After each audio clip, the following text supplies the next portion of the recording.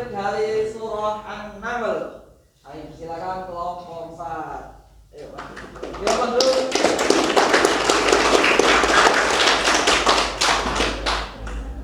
Ayo, Mas, kasih paham, Mas.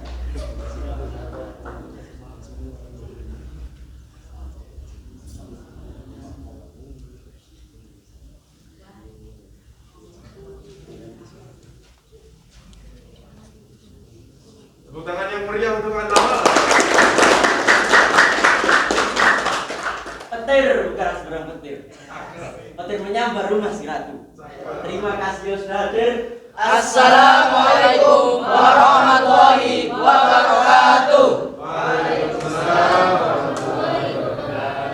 Innal hamdalillah nahmaduhu wa nasta'inuhu wa nastaghfiruh wa na'udzu billahi min shururi anfusina wa min sayyiati a'malina. May yahdihillahu fala mudilla lahu wa may yudlil fala hadiya lahu. Asyhadu an la ilaha illallah wahdahu la syarika lahu wa asyhadu anna Muhammadan abduhu wa rasuluh la nabiyya ba'da.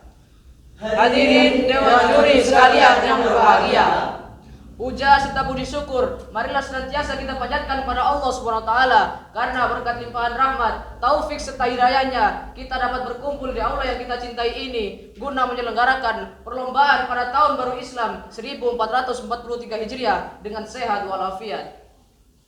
Salawat serta salam tetap tercurahkan kepada junjungan kita Nabi besar Nabi Muhammad sallallahu alaihi wasallam, pada para keluarganya, sahabatnya, tabi'in, tabi'ut tabi'in, dan orang-orang yang mengikuti jejak beliau hingga akhir zaman. Hadirin dewan juri sekalian yang berbahagia, di dalam kehidupan ini tentu kita pernah mengadakan sebuah perjalanan yang jauh ke satu tempat yang belum pernah kita kunjungi. Misalnya menjelajahi hutan atau pergi ke suatu kota, bahkan sebuah negara.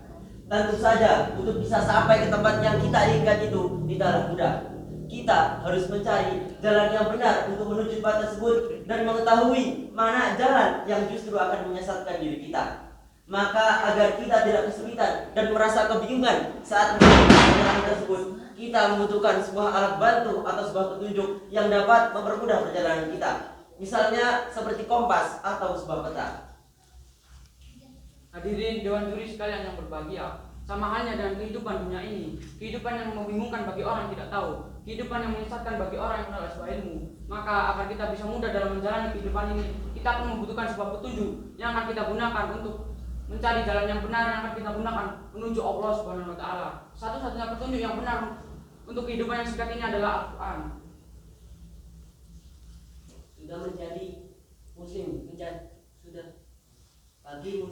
bagi umat muslim sudah menjadi tugas kita untuk senantiasa menjadikan Al-Quran sebagai pedoman hidup dan petunjuk agar tetap berada di jalan Allah Subhanahu wa taala.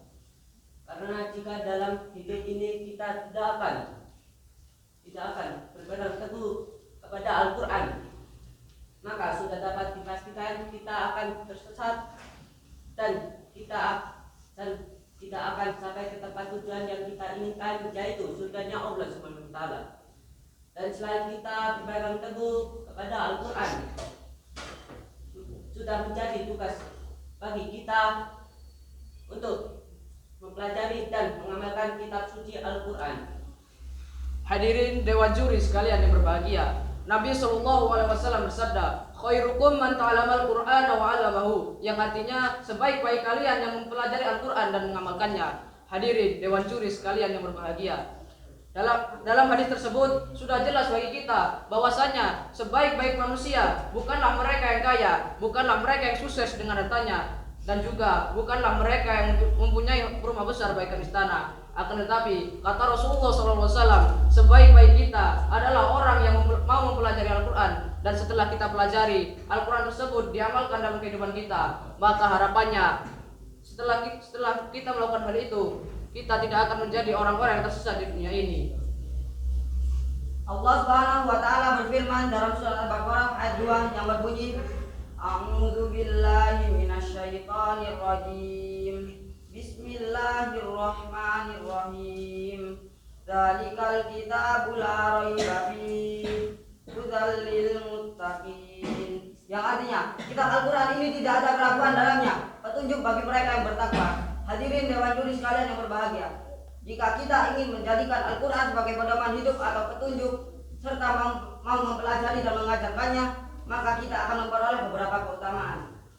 Di antaranya adalah yang pertama, pahala yang berlipat ganda. Rasulullah SAW bersabda, barang siapa yang membaca satu huruf dari ayat Al-Quran, maka ia akan mendapatkan satu kebaikan, dan satu kebaikan itu akan dilipat gandakan menjadi 10 kebaikan. Saya tidak mengatakan alif lam mim itu satu huruf, tapi alif satu huruf, lam satu huruf, dan mim satu huruf. Hadis riwayat Bukhari dan Muslim. Hadirin Dewan Juri sekalian yang berbahagia. 2. Al-Quran menjadi obat rasa sakit hati. Al-Quran menjadi obat rasa sakit. Al-Quran menjadi obat rasa sakit. Tepuk tangan dulu. 2.